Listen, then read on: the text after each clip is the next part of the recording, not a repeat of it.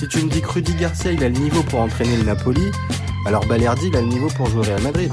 De Laurenti pense que le mec, il dépense 1€, il meurt. Guardiola, meilleur coach de l'histoire, c'est même pas le meilleur coach de l'histoire du Barça. Il faut arrêter avec Payet, c'est un grand joueur. Marquinhos, capitaine du PSG? Non mais arrête, il a le charisme d'une nuit. Raphaël Leao du Milan AC est une immense fraude. Alex Ferguson, c'est juste un guirou qui a eu beaucoup de moyens, c'est pour ça qu'il a réussi. Elle a dit Diouf, il fait pas partie des légendes du football. Si t'enlèves le championnat anglais, allemand, espagnol, italien, portugais, lituanien, la Ligue 1 c'est le meilleur championnat européen.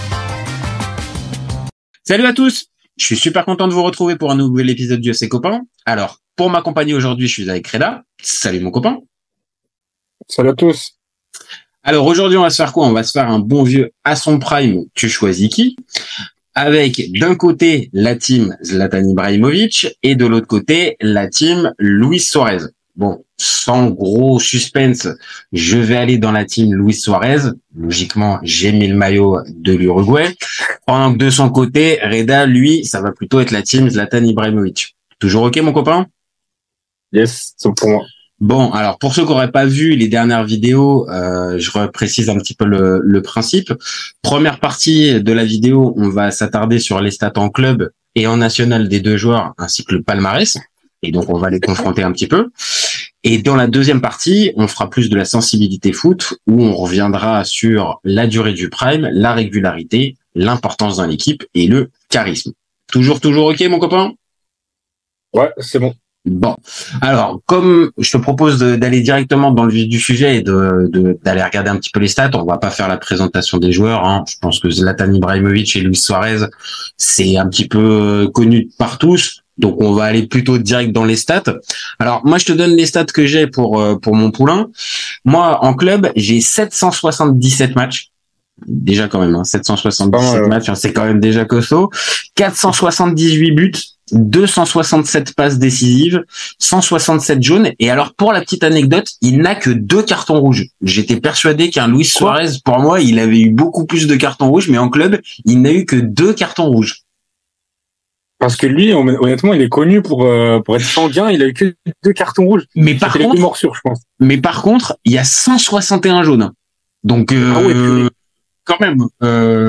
C'est pas mal, mais je pensais qu'il avait plus de rouge. Hein, et j'ai bien été revérifié. J'ai été revérifié sur 2-3 sites parce que je me suis dit c'est pas possible. J'avais la même sensation que toi, c'est-à-dire c'est pas possible. Suarez, il a pas pris 2 rouges dans sa carrière en club. Et bah si, sur tous les sites que j'ai fait, je suis tombé sur ça.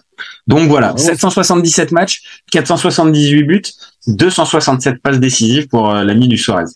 Toi de ton côté pour Zlatan, ça donne quoi en club? Bon, en club, c'est 499 matchs joués pour 309 buts. Donc, il a joué moins de matchs que Suarez, mais il a mis à peu près le même nombre de buts à 50 buts près. Il est à 49 passes D. Et carton jaune, on a 89. Par contre, lui, en rouge, il en a pris Zlatan. Il en a pris 11. Donc, honnêtement, il a beaucoup plus de cartons rouges. En termes de stats, si on compare un petit peu les deux, Suarez, il a joué beaucoup plus de matchs. Il est quasi à 800. Mais il a combien de buts marqués, tu m'as dit? Alors attends, je pense qu'en fait dans les stats, parce que pour le coup pareil, il y a eu des petites sur les sites sur lesquels ça peut différer. Moi je pense que Ibra, il y en a plus. Hein. Il y a plus de buts. Moi j'ai 827 matchs.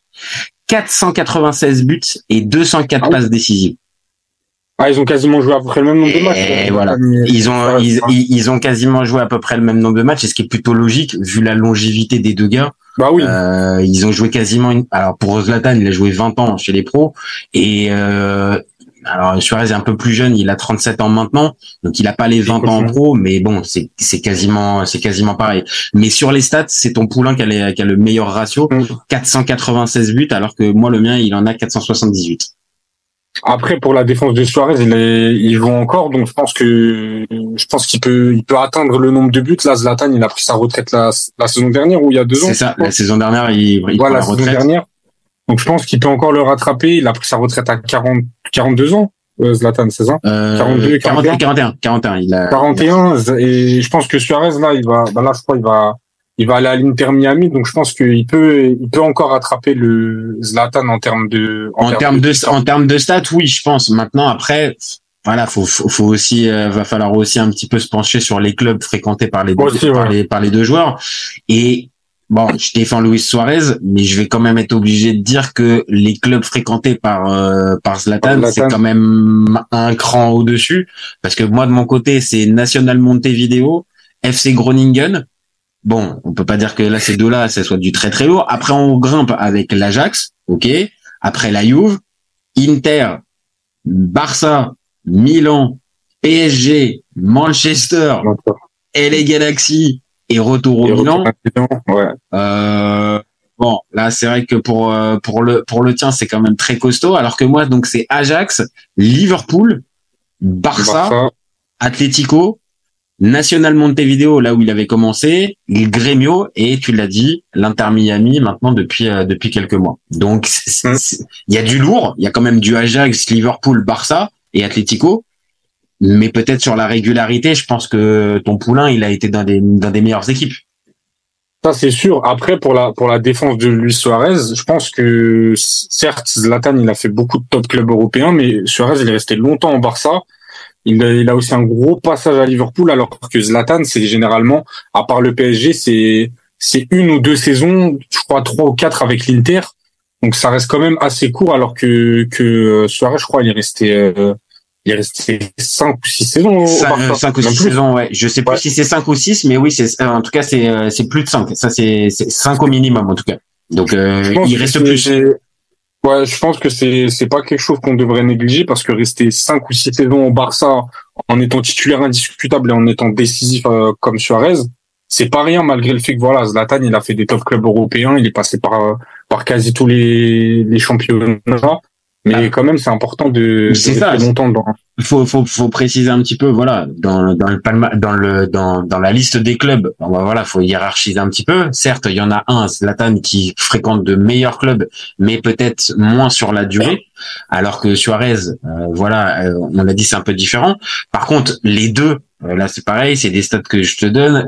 Donc Suarez, c'est 176 buts en Liga, 91 en Eredivisie, donc le championnat des Pays-Bas, 69 en Première Ligue, 27 buts en Ligue des Champions, donc c'est quand même lourd. Et du côté de Zlatan, c'est pareil, j'ai noté 156 buts en Serie A, 113 buts en Ligue 1. Donc déjà, il a fait quand même une dinguerie. Zlatan, c'est qu'il marque plus de 100 buts dans 2 championnats différents. Ouais. C'est quand même pas rien. Et j'ai noté surtout qu'il a marqué plus de 20 buts dans tous les clubs où il est passé. Dans tous les clubs où il est passé, il a pas marqué moins de 20 buts. Donc même au Barça, où on dit que c'est un échec pour lui parce que Guardiola finit par le tricard et tout ça, n'empêche qu'il marque plus de 20 buts quand même, la seule saison qu'il fait au Barça. Donc Barça, il fait une saison. Il fait qu'une seule saison à 20 buts. Après à ce moment-là, il y avait vraiment de la concurrence, il y avait Samuel Eto'o, c'est ça. Il y avait vraiment de la grosse concurrence à son poste, et il y avait aussi Guardiola, mais ça c'est un autre débat. Mais ouais, mettre 20 buts sur une seule saison au Barça, surtout dans ce Barça-là, c'est pas rien. Et surtout, après, avec l'Inter aussi derrière.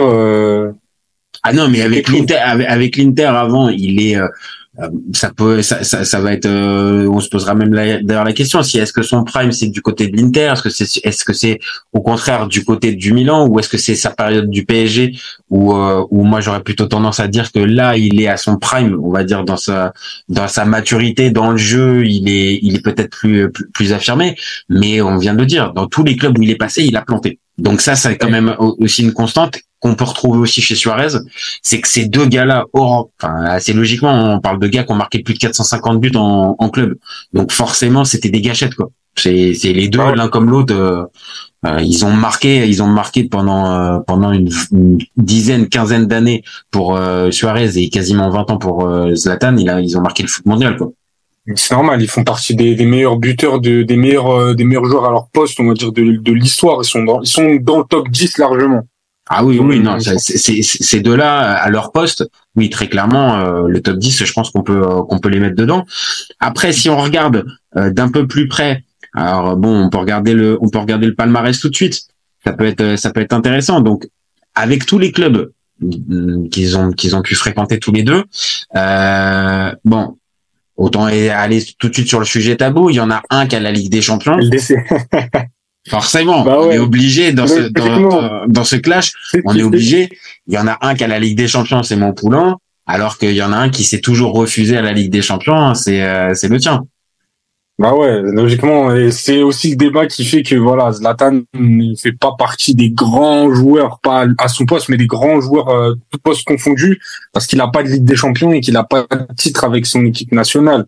Mais ouais, pour être un grand joueur parmi les grands, tu peux pas passer par la case Ligue des Champions. Si tu l'as pas, c'est assez compliqué de rivaliser avec les autres. Surtout qu'on vient de dire surtout comme on vient de dire, quand t'as une régularité comme la sienne, t'as joué 20 ans au plus haut niveau, t'as fréquenté, on va dire, le très très haut niveau, même si je veux pas dénigrer le PSG, mais au moment où il signe au PSG, le PSG n'est pas un grand d'Europe, n'est pas encore un grand d'Europe, donc il est en construction. Voilà, le PSG est en construction, donc il participe à cette construction, mais à la limite, je pourrais juste enlever ça. Par contre, dans toutes les autres équipes dans lesquelles il est passé, que ça soit l'Inter, à partir du moment où il y est en 2006, c'est une équipe qui est taillée pour gagner la Ligue des Champions. Le Barça, c'est la même chose. Le Milan de cette époque-là, c'est la même chose. Donc, il a eu des opportunités. Et malheureusement pour lui, voilà, il y a cette fameuse phase, passer les quarts de finale, on perd, il éteint la lumière et on le retrouve plus forcément.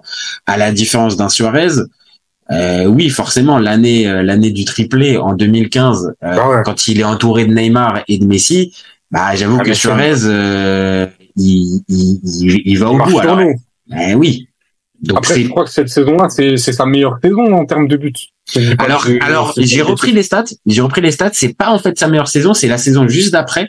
Parce qu'en fait, si tu te souviens, en fait, à ce moment-là, quand il arrive au Barça, il a fait encore une connerie avec Chiellini qu'il a été mordre, et donc c'était pendant la Coupe du Monde. Voilà, pendant la Coupe du Monde 2014, et donc il est suspendu pendant plusieurs mois, donc il n'arrive au Barça à jouer ses premiers matchs qu'au mois de décembre. Donc le début de la saison, en fait, il ne la joue pas. Il est suspendu pendant plusieurs mois. Je me rappelle. Et donc, par contre, deuxième partie de saison, bah, il cartonne, et donc le Barça finit par remporter la Ligue des Champions. Et sur la saison d'après, il fait la saison en championnat, il fait 35 matchs, 40 buts en Liga. Donc là, 35 matchs, 40 buts, je pense que voilà, sans déflorer trop le suspense, pour moi, c'est là son prime. C'est c'est cette saison-là. Maintenant, pour défendre un peu ton poulain aussi, il a quand même aussi une C3, alors une Europa League, certes, c'est pas la même prestige, c'est pas tout ça, mais il n'empêche qu'il a quand même une Europa League. Et on l'a dit aussi tout à l'heure, il a quand même marqué 48 buts en Ligue des Champions, Zlatan.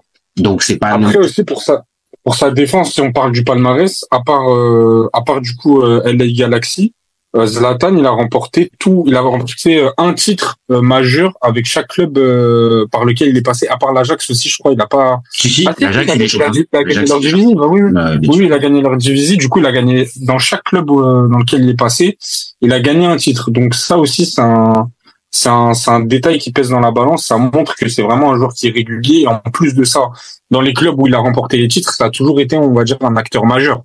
Ça n'a pas été un joueur qui a été mis sur le côté, même on va en parler après, de son rôle sur le terrain et en dehors. Zlatan, ça reste quand même un homme fort de ton effectif, et même à 41 ans, ça reste un mec important dans ton vestiaire. Ah non, t'as raison de le préciser, parce que ça va peut-être être la différence avec Suarez.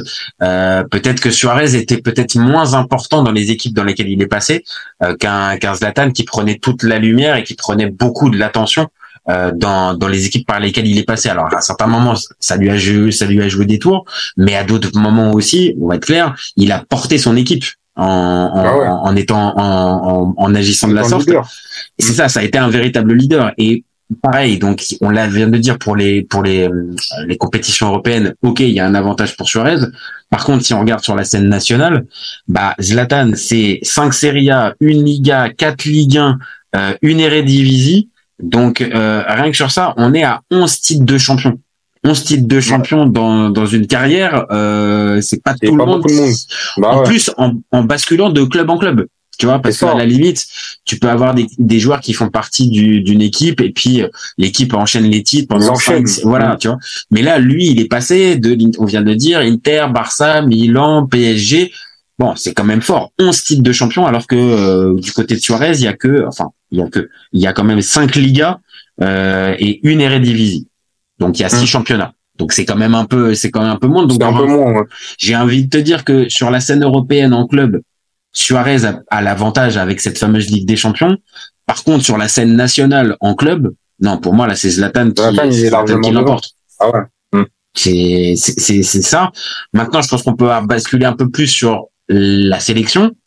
Donc sélection, moi pour Luis Suarez, j'ai 138 sélections, 68 buts et 39 passes décisives. Et de ton côté, Zlatan, ça donne quoi en équipe nationale? Équipe nationale. Après, moi, je pense que j'ai pas les bonnes stats parce que alors attends, je les ai. Je viens de les retrouver. J'ai 122 sélections, 62 buts et 25 passes décisives.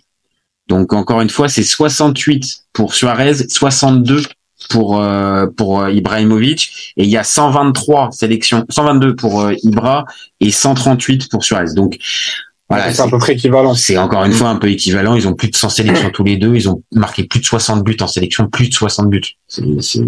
Après, pour défendre un petit peu Zlatan comparé à Suarez, après c'est un débat qui est assez houleux. En termes de qualité sur la scène continentale, je pense que la zone euro c'est beaucoup plus qualitatif que la zone sud-américaine, et même qu'on parle en termes de Coupe du Monde ou en termes d'Euro, je pense que la Suède ça reste quand même un petit peu plus compétitif que l'Uruguay.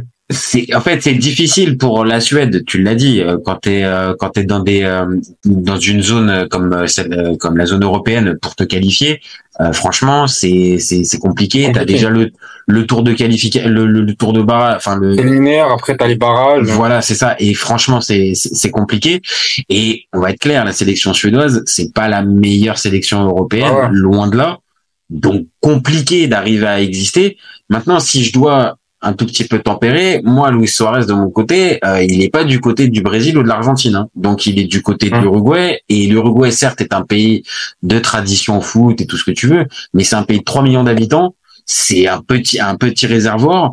Et voilà, c'est aussi un peu une sacrée perf. Par contre, là où je fais un pas dans ton sens, c'est que, étant donné qu'il y a moins de concurrence, il y a que 10 pays, bon bah forcément, logiquement, t'as 5 places pour la Coupe du Monde. Bah ouais, la Copa América, pour arriver à gagner la compétition continentale, encore une fois, il n'y a que 10 équipes, à la différence d'un Euro où tu te retrouves avec 24 équipes. Donc je suis d'accord, c'est plus difficile pour Zlatan d'exister. Maintenant, Suarez a quand même fait l'exploit de une 4e place au mondial avec l'Uruguay en 2010 et une Copa América remportée en 2011 avec l'Uruguay. Donc il a quand même été costaud quand même. C'est ça, il a plusieurs titres majeurs alors que Zlatan il en a pas. Après aussi, honnêtement, la période de Zlatan, je sais pas si tu as eu ce ressenti là, mais la Suède quand même, c'était quand même une équipe qui était pas, on va dire, considérée comme très faible. Et même s'il y avait pas des joueurs qui étaient autour de Zlatan, ça restait quand même une équipe qui pas qui faisait peur, mais qui pouvait proposer des choses. Bien sûr, franchement, ils ont eu des belles générations. Avant Zlatan, en 94, ils font 3e de la Coupe du Monde en 94, voilà, aux États-Unis. Et t'as raison, ils ont toujours eu des bons petits joueurs à certains postes, et donc qui fait que ça faisait une bonne génération.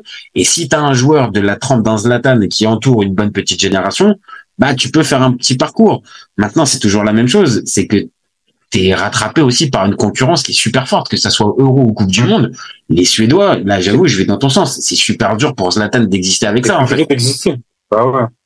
Donc, ok, il y en a un qui remporte la Ligue, qui remporte un titre et qui va un peu plus loin. Maintenant, peut-être aussi pareil, il est un peu mieux entouré parce que t'as ne serait-ce qu'un Cavani à côté de toi. Est-ce qu'il y avait un Cavani à côté d'un Ibra en sélection? Je suis pas sûr, tu vois. Ouais. Tu vois, donc en sélection, oui, c'est pareil, ça va être un peu par défaut là que je vais mettre Luis Suarez. C'est difficile de reprocher à Zlatan de pas avoir existé avec la sélection parce qu'on vient de dire la sélection suédoise, bon, compliqué quand même d'exister. Qu'est-ce que j'ai d'autre? Oui, ici par contre, j'ai juste un petit truc qui est assez rigolo pour Zlatan, c'est que en fait il commence en faisant, il a fait 4 Euros dans sa carrière, il a fait 2 Coupes du Monde, mais à partir de 2006, il ne redispute plus la Coupe du Monde. C'est pas une histoire comme quoi il se fait pas sélectionner ou bien... Bah, il y avait celle de 2018 où justement il voulait revenir. La Suède s'était qualifiée, il voulait revenir, il n'était pas revenu. Mais son dernier match de Coupe du Monde, c'est 2006. Donc c'est quand même triste, tu vois. Et ça illustre un peu ce qu'on disait, c'est-à-dire que le gars a beau être un joueur énorme, bah si t'es dans une sélection aussi qui est moyenne, bah tu pourras pas exister sur la scène internationale.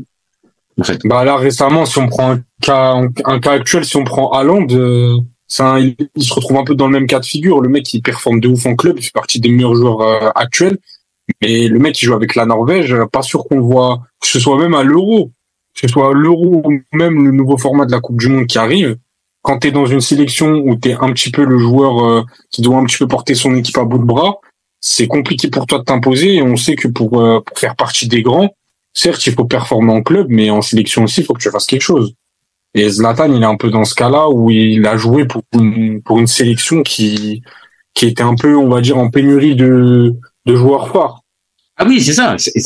En fait, c'est là où se clash autant sur la partie club. Bon, voilà, je pense qu'on peut arriver plus à, on va dire, à confronter les stats, les palmarès et tout ça.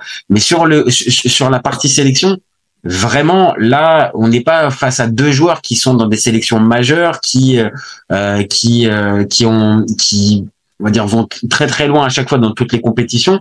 Là, on est face avec deux gars qui portent un peu leur sélection, même si peut-être le réservoir côté uruguayen est un peu plus élevé, un peu plus riche. Voilà, un peu plus riche. Mais de l'autre côté, on l'a dit aussi, les Suédois, ils peuvent aussi avoir des bons réservoirs pour certaines générations, mais voilà, c'est difficile d'arriver à dire, bah, Zlatan, en fait, il a été moins bon que Suarez en sélection. Si on prend pas ce paramètre en compte que, bah oui, tu joues quand même à 11. Et donc, si les mecs à côté de toi, ils sont pas d'un super haut niveau, ça va être difficile d'aller remporter des titres. Tu vois? Donc, c'est pour ça, franchement, je défends Suarez, mais, là, on va dire, j'exempte un petit peu, ton poulain de ce truc-là. Maintenant, voilà, on a confronté les stats en club et en sélection. On peut revenir après sur le palmarès, mais on en a parlé un petit peu avec la scène nationale. On va pas rajouter les coupes de France, les super coupes de France. Voilà. Pas majeurs. C'est pas, voilà, ils seront rajoutés dans la vidéo pour bien préciser, mais bon, on va pas s'attarder dessus.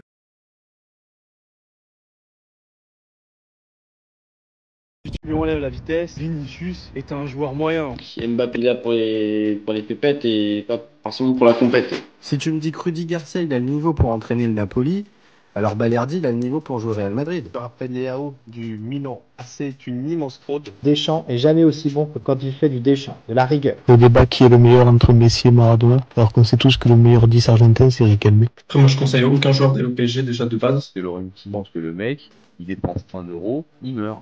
Pour l'euro, il est blessé, je sais pas, t'as pas Griezmann, et c'est pas si sur un sort. Je suis d'accord. Alex Ferguson, c'est juste un Giroud qui a eu beaucoup de moyens. C'est pour ça qu'il a réussi. C'est quand même pas de ma faute si je préfère Ronaldinho à Zidane. Marquinhos, capitaine du PSG. Non mais arrête, il a le charisme d'une nuit. Gros problème avec ce joueur, je le déteste. Avec un joueur comme Nainggolan, la Belgique sortait la France en 2018. Elle a dit ouf. Elle fait pas partie des meilleurs du football. À son prime, je te confirme que Alpen Ben Arfa n'a rien à envier à Lionel Messi. Entre un choc de Ligue 1 et un choc de MLS, je regarde la MLS. Je trouve que la fin est grillée quand même, tu vois. J'ai pas peur de dire que Bounassar, à son prime, il avait 4 cafous dans chaque orteil. Guardiola, meilleur coach de l'histoire. C'est même pas le meilleur coach de l'histoire du Barça. Mais il faut arrêter avec Payet, c'est un grand joueur. Si t'enlèves le championnat anglais, allemand, espagnol, italien, portugais, lituanien, la Ligue 1, c'est le meilleur championnat européen. Heureusement, il y en a un avec un style différent, Diego Simeone. Cet été, il y avait encore des mecs pour dire que Mourinho, c'était l'entraîneur parfait pour le PSG. D'un moment, faut arrêter d'avoir un temps de retard. Merci pour les travaux, Kylian. Maintenant, tu peux aller au Real. Pour moi, Giroud est un meilleur neuf que Benzema. Pour moi, Neymar, je suis désolé, mais c'est vraiment le meilleur joueur du monde de poker. Totti, pour moi, c'est un meilleur joueur qu'Alessandro Del Piero. En 2023, j'ai plus confiance en Franck Hez que Max Allegri.